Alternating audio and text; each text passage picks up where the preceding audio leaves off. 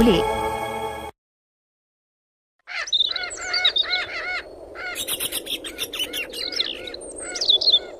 अरे जल्दी से खाना लगा दो, बहुत जोरों की भूख लगी है। खाना खाकर दोबारा खेत में जाना है। ये लीजिए, आज सब आपके पसंद का बनाया है। आलू मेथी की सब्जी, नमक मिर्च वाले पराठे और साथ में अरहर की दाल भी बनाई है। अरे वाह, क्या बात है। लेकिन तुम तो मूंगफली की चटनी भी बनाने वाली थी, वो नहीं बनाई? मूंगफली खत्म हो गई है तो लक्षिता को लाने के लिए भेजा है। पता नहीं ये लड़की कहाँ रह गई। दुकान से मूंगफली लेने के लिए गई है या खेतों में चली गई है। दुकान से मूंगफली लेकर लक्षिता अपने घर की तरफ आ रही होती है कि तभी उसे अपने पड़ोस में रहने वाली बचपन की सहेली पायल दिखती है, जो अपने आंगन में बैठकर कुछ खा रही होती है, जिसे देखकर लक्षिता उसके पास आती है। क्या खा रही हो पायल? बहुत अच्छी खुशबू आ रही है। मेरे बाबा शहर गए थे ना, तो वहीं से मेरे लिए ये हक्का नूडल्स लेकर आए हैं। पता है ये बहुत टेस्टी है, लेकिन ये तो मुझे गाँव में मिलने वाली अपनी देसी चाउमीन की तरह लग रही है। वो तो इसके सामने कुछ भी नहीं है, तुम एक बार टेस्ट तो करके देखो। लक्षिता नूडल को खाती है तो उसे भी वो काफी पसंद आते हैं। पायल, ये तो बहुत ज्यादा टेस्टी है, मैं भी ये मंगवाऊंगी, फिर हम दोनों मिलकर खाएंगे। ये लेने के लिए तुम्हें शहर जाना होगा, और तो ये कोई 50 रुपए की चीज नहीं है, पता है पूरे 900 रुपए के नूडल्स हैं। ये मेरे बाबा तो शहर जाते रहते हैं, इसलिए वो मेरे लिए ऐसे खाने पीने की एक्सपेंसिव चीज लाते हैं। लेकिन तुम्हारे बाबा तो खेती करते हैं ना, वैसे भी एक्सपेंसिव खाना सबके बस की बात नहीं है। काश मेरे भी बाबा तुम्हारे बाबा की तरह शहर जाते तो वो मेरे लिए भी ये सब लेकर आते। इतना कहकर लक्षिता उदास मन से अपने घर आती है। तो मूंगफली लाने गई थी, अब पहाड़ चढ़ने जो इतना समय लग गया। देख तेरे बाबा ने खाना भी खा लिया। माँ, मुझे भी हक्का नूडल्स खाना है, मेरे लिए बना दो ना। क्या कहा तूने? अरे क्या बोल रही है, हिंदी में बोल। अरे माँ, हक्का नूडल्स जैसे हमारे गाँव में देसी चाउमीन मिलती है ना, वैसे ही होती है। वो भी पायल के बाबा अभी शहर से आए हैं ना, तो उसके लिए हक्का नूडल्स लेकर आए हैं। पता है वो खाने में कितने ज्यादा स्वादिष्ट हैं। बेटा, ये जो तुम बता रही हो वैसे ये कितने के हैं? सिर्फ 900 रुपए के हैं बाबा। क्या कहा? 900 रुपए के? 900 रुपए की चाउमीन खानी है तुझे? पायल का बाप सेठ है, उसके लिए 900 क्या 9000 भी कुछ नहीं है। और तेरे बाबा कौन सा शहर जाते हैं जो तेरे लिए वहाँ की अमीरों वाली खाने की चीज ले आएंगे? बेटा, घर में जो बनता है भगवान का नाम लेकर खा लो। और बेटा, वैसे भी ये शहर की ऊटपटांग चीज शरीर के लिए अच्छी नहीं होती है। अपना घर का देसी खाना खाओ, वही अच्छा है। अपने माता पिता की बात सुनकर लक्षिता चिढ़कर आंगन में आ जाती है और इसी तरह 2-4 दिन गुजर जाते हैं। सुधा आंगन में गेहूं साफ कर रही होती है तो वहीं लक्षिता आंगन में कपड़े सुखा रही होती है कि तभी वो देखती है। बाबा, आज आप मेरे लिए कौन सी खाने की चीज लेकर आए हैं? बेटा, आज मैं तुम्हारे लिए शहर से बर्गर लेकर आया हूँ। मैंने भी खाया है, बड़ा मजेदार है। पायल कितनी खुशनसीब है, उसके बाबा हमेशा शहर जाते रहते हैं और कुछ न कुछ खाने की पीने की चीज लाते हैं। लेकिन एक मैं हूँ जो रोटी सब्जी दाल चावल से काम चला रही हूँ। काश मैं भी पायल की तरह इतना महंगा खाना खा सकती। लक्षिता इतना बोल ही रही होती है कि तभी सतीश भागते हुए जल्दी जल्दी घर आता है। अरे क्या हुआ जी, इस तरह भागे भागे कहाँ से आ रहे हो? कहीं फिर से पीछे कोई कुत्ता तो नहीं पड़ गया? अरे नहीं नहीं भाग्यवान, वो हमारे सरपंच है ना योगेंद्र जी। हैं? क्या हुआ उन्हें? कहीं वो निकल तो नहीं लिए? वैसे भी उनकी तबीयत खराब रहती थी। अरे शुभ शुभ बोलो, ऐसा नहीं है। अगर ऐसा नहीं है तो भागे भागे क्यों आ रहे हो? तुम्हें याद है जब उन्होंने अपनी बेटी की शादी की थी तो हम सभी गांव वाले गए थे और उनके शहरी कुछ दोस्त भी आए थे। वहां किसी शहरी बड़े परिवार ने हमारी लक्षिता को देखा था और उन्हें लक्षिता काफी पसंद आई। सरपंच जी मिले थे, कह रहे थे कि वो लोग एक बार हमसे मिलना चाहते हैं। आप सच कह रहे हैं? भगवान, आखिर तूने मेरी सुन ही ली। अगर मेरी लक्षिता का रिश्ता यहाँ हो जाए ना तो 101 नारियल चढ़ाऊंगी। अरे वाह, मेरे लिए शहर से रिश्ता आया है। लक्षिता, अब तो तेरी निकल पड़ी। माता रानी कुछ भी करके रिश्ता लगवा देना बस मेरा, वरना कहीं गांव में ही शादी हो गई ना तो पूरी जिंदगी चूल्हा ही फूकती रहूंगी। कुछ दिन में सरपंच जी उस शहरी परिवार को लेकर लक्षिता के घर आते हैं, जहां लक्षिता अपना देसी खाना बनाकर उन्हें खिलाती है। लक्षिता बेटा, इतना सब कुछ तुमने अकेले बनाया है? अरे तुम तो बहुत बढ़िया खाना बनाती हो। कचौड़ी, जलेबियां, समोसे सब एक से एक बने हैं। क्या करें भाई साहब, गांव से ज्यादा पढ़ाई कहाँ होती है। 10वीं के बाद तो लड़कियों को चूल्हा चौखा थमा दिया जाता है। मेरी लक्षिता भले ही कम पढ़ी लिखी है, लेकिन घर गृहस्थी मुझसे भी ज्यादा अच्छा संभाल लेती है। आपकी बेटी तो हमें पहली नजर में ही भा गई थी। हम तो बस एक बार मिलकर आप लोगों से बात करना चाहते थे। अब तो बस आप लोग अपना जवाब बता दीजिए। ये तो हमारे परिवार के लिए सौभाग्य की बात है कि हमारी बेटी के लिए शहर से रिश्ता आया है, वो भी इतने अच्छे लोगों के घर से। लक्षिता के माता पिता भी शादी के लिए हाँ कर देते हैं और कुछ समय में लक्षिता की धूमधाम से शादी हो जाती है। गांव में पली बड़ी लक्षिता बहू बनकर अपने शहरी ससुराल में आ जाती है। आज लक्षिता अपने ससुराल वालों को तरह तरह के देसी स्वादिष्ट पकवान बनाकर खिलाती है। भाभी, माँ ने बिल्कुल सही कहा था, आपके हाथों में तो जादू है, जादू। कितना बढ़िया खाना बनाया है आपने, सब एक से बढ़कर एक बनाया है। अब तो मैं अपनी हर पार्टी घर में ही करूंगा भाभी। खाना तो सच में काफी अच्छा बना है। सच कहूँ तो मुझे मलाई कोफ्ता कुछ ज्यादा खास पसंद नहीं है, लेकिन आज मैंने 2 से 3 बार मलाई कोफ्ता लेकर खा लिया। अरे भैया, ये मलाई कोफ्ते का नहीं बल्कि भाभी के प्यार का जादू है। क्यों माँ, सही कह रही हूँ ना मैं? नैना की बात पर सभी हंसने लगते हैं और पूरा परिवार साथ में बैठकर खाना खाता है। शाम का वक्त था। लक्षिता अलमारी में साड़ियां रख रही होती है कि तभी नैना कमरे में आती है। भाभी, आपके पास तो काफी सुंदर सुंदर साड़ियां हैं, आप मुझे बुला लेती, मैं आपकी मदद करवा देती इन्हें सेट करने में। बस हो ही गया। तुम बताओ क्या कर रही थी? कुछ नहीं। वैसे भाभी, आज मौसम काफी बढ़िया हो रहा है, मैं सोच रही हूँ कि कहीं बाहर चलते हैं। इसी बहाने मैं आपको सोसाइटी भी दिखा दूंगी और आसपास की जगह भी। नैना लक्षिता को लेकर नीचे सोसाइटी में आती है और उसे आसपास की जगह दिखाने लगती है। यहाँ के घर तो काफी बड़े हैं, लेकिन हमारे गांव के घरों से ज्यादा नहीं। कभी मैं तुम्हें फुर्सत में अपना गांव घुमाऊंगी। हाँ भाभी, क्यों नहीं। वैसे भी मैंने सुना है गांव में बहुत बड़ी बड़ी नदियां, झील, झरने होते हैं। मुझे वहाँ सब जगह जाना है। नैना इतना बोल ही रही होती है कि तभी लक्षिता को स्टॉल पर मोमोज दिखते हैं, जिसे देख। नैना, ये तो मोमोज है ना? हाँ भाभी, लेकिन आपको पता है इनके बारे में? गाँव में तो इस तरह की चीज नहीं मिलती है ना। हमारे गांव में नहीं मिलती है, लेकिन मेरी एक सहेली है, उसके बाबा शहर आते जाते रहते हैं, तो अक्सर उसके लिए वो मोमोज लाते थे। 1-2 बार तो मैंने भी खाया है। चलो भाभी, फिर इसी बात पर आज दोनों नंद भाभी मोमोज पार्टी करते हैं। नैना स्टॉल पर जाती है और fried steam paneer momos order कर देती है और अब दोनों नंद भाभी बातें करते हुए गर्मा गर्म मोमोज के मजे लेते हैं। आसपास के कई सारे लोग यहीं से मोमोज खाने आते हैं। ये बहुत टेस्टी मोमोज बनाता है। महंगी चीज तो हमेशा खाने में अच्छी होती है नैना। वो तो है भाभी, लेकिन ये मोमोज थोड़ी ना महंगे, सस्ते होकर भी कितने टेस्टी है। ये मोमोज सस्ते हैं, मेरा मतलब कितने के हैं? स्टीम फ्राई मिलाकर 100 इतने सस्ते। लेकिन मेरी सहेली तो कहती थी कि शहर में मोमोज 1200-1300 के मिलते। भाभी, आपकी सहेली आपके साथ मजाक करती होगी। तंदूरी मोमोज भी सिर्फ 150 रुपए प्लेट है। अपनी नंद की बात सुनकर लक्षिता को कुछ पुरानी यादें याद आने लगती हैं। ये देख लक्षिता, आज मेरे पापा शहर से मेरे लिए क्या लेकर आए, इसे मोमोज कहते हैं। लेकिन ये तो बिल्कुल मोदक जैसे दिख रहे हैं। हाँ, दिख तो रहे हैं, लेकिन ये मोमोज है। वैसे तो ये पूरे 1200 रुपए के हैं, लेकिन तू मेरी सहेली है तो मैं तुझे एक तो खिला ही सकती हूँ। ये ले, खाकर बता कैसे है। ये तो बहुत ज्यादा अच्छा है, मुंह में जाते ही घुल गया। और इसकी चटनी भी कितनी तीखी तीखी है। एक्सपेंसिव खाने की तो बात ही अलग होती है। काश तू भी मेरी तरह इस तरह का एक्सपेंसिव खाना खा सकती। पायल की बातों को याद करते हुए लक्षिता अपनी नंद के साथ मोमोज खाती है और घर आ जाती है। ऐसे ही कुछ दिन गुजर जाते हैं। माँ जी, आज तो संडे है, सब घर में है, तो नाश्ते में कुछ स्पेशल बना देती हूँ। सोच रही हूँ ढोकला, पोहा और पनीर के पराठे बना लूं। संडे के दिन नाश्ता हम लोग नहीं बल्कि घर के आदमी बनाते हैं। सुबह से तुम्हारे ससुर, देवर और पति किचन में घुसे हुए हैं। माँ जी, यहाँ पर आदमी भी खाना बनाते हैं, पर हमारे गाँव में तो ऐसा कुछ है ही नहीं। वहाँ तो सिर्फ औरतें ही चूल्हा चौका संभालती हैं। बहू, हर किसी की सोच एक जैसी नहीं होती। अब तुम सब हफ्ते के 6 दिन हमारा कितना ख्याल रखती हो, खाना बनाती हो, घर के काम करती हो। अगर छुट्टी वाले दिन हम लोग तुम्हारी थोड़ी मदद कर देंगे तो कोई बुराई थोड़ी ना है। लक्षिता, खाना सिर्फ तुम ही नहीं बल्कि हम लोग भी अच्छा बनाते हैं। आप सब लोग बस बैठिए, हम खाना लेकर आते हैं। अखिलेश, अनुराग और मोहित देखते ही देखते पूरी डाइनिंग टेबल को corn, chaat, chilli potato, spring roll, crispy onion ring noodles और गार्लिक ब्रेड जैसी स्वादिष्ट पकवानों से भर देते हैं, जिसे देख। इसमें तो ऐसी कई सारी चीजें जिसे पायल ने खा रखा है। इसका मतलब ये सब बनाने में तो इन लोगों के काफी सारे पैसे लग गए होंगे। पापा जी, आपको इतने पैसे खर्च कर इतना सब कुछ बनाने की क्या जरूरत थी?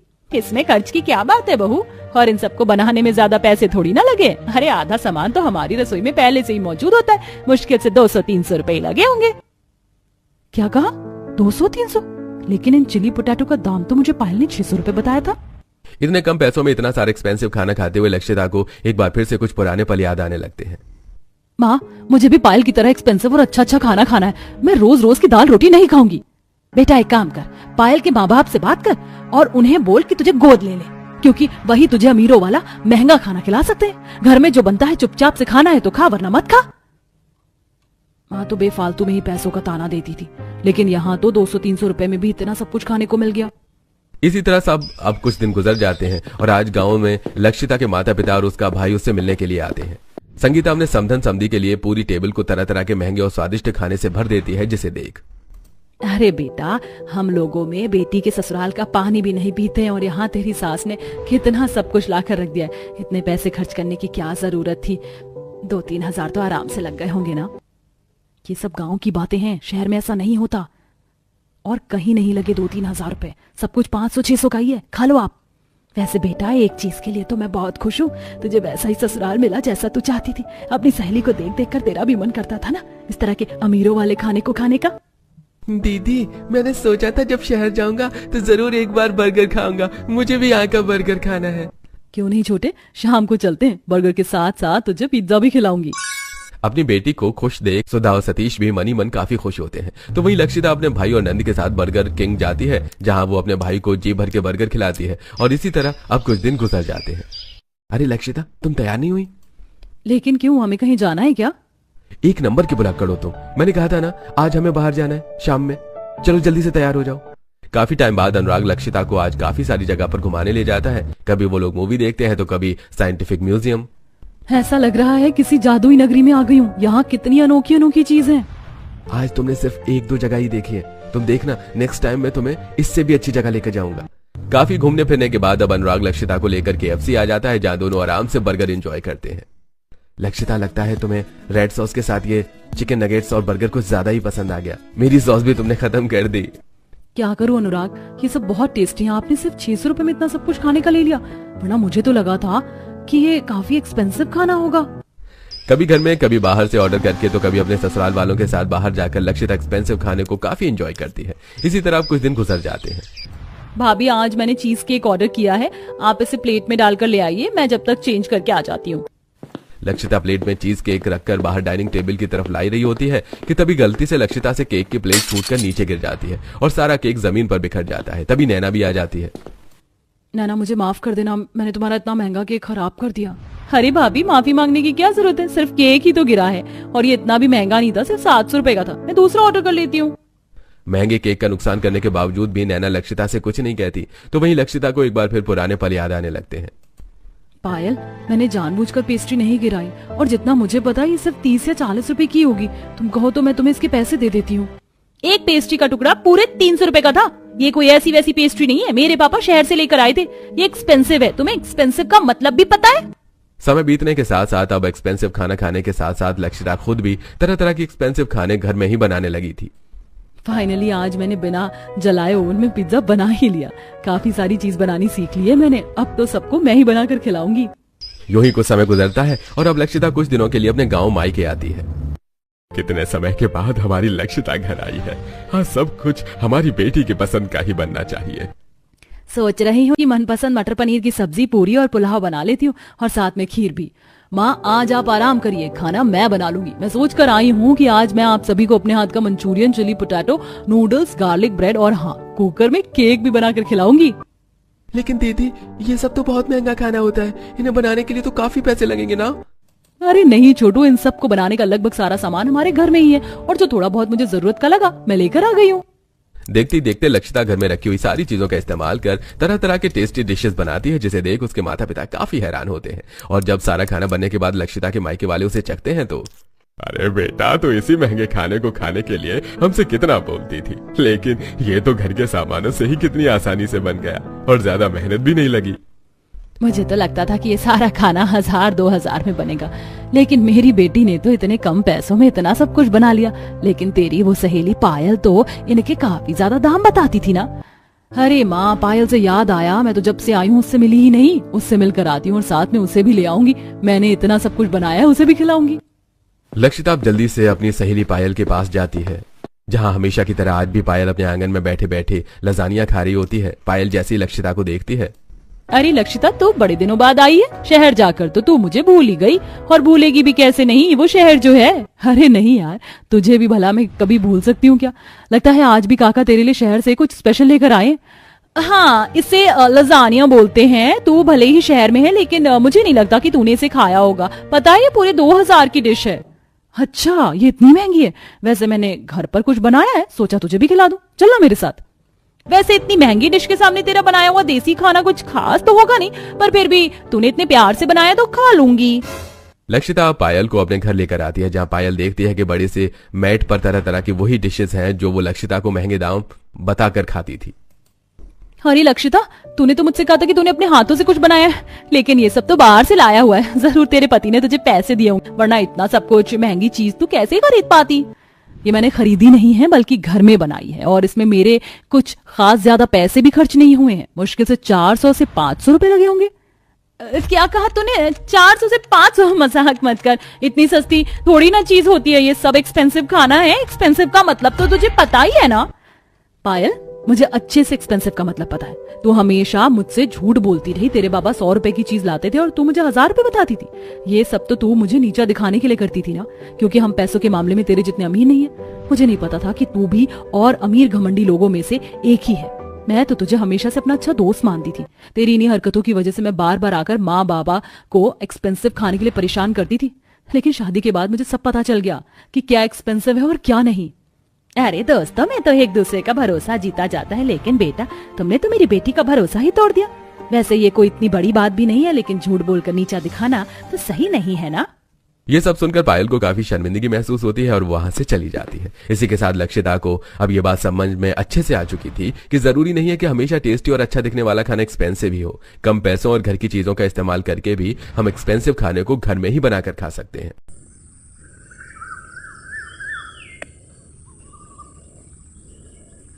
गर्मा गर्म पराठे बना लेती है, वहीं सिलबट्टे पर पुदीने की चटपटी चटनी बना देती है। रात के खाने का वक्त हो जाता है और जब शालिनी आज रात के खाने में सभी को मिक्स वेज पराठे परोसती है तो आज आपने पराठे बनाए, बहुत बढ़िया खुशबू आ रही है। लेकिन किस चीज के पराठे हैं? ये मिक्स वेज पराठे हैं, सब कुछ है इसके अंदर। अब आप सब खाकर बताइए कैसे बने हैं। अब जब चटनी के साथ चटपटे पराठों को खाते हैं सब तो सभी को वो काफी अच्छे लगते हैं। ये हुई ना बात, क्या चटपटे पराठे बनाए हैं आपने। मजा आ गया खाकर इस बारिश के ठंडे ठंडे मौसम में। अब तो आप मेरे लिए इसी तरह के पराठे बनाना।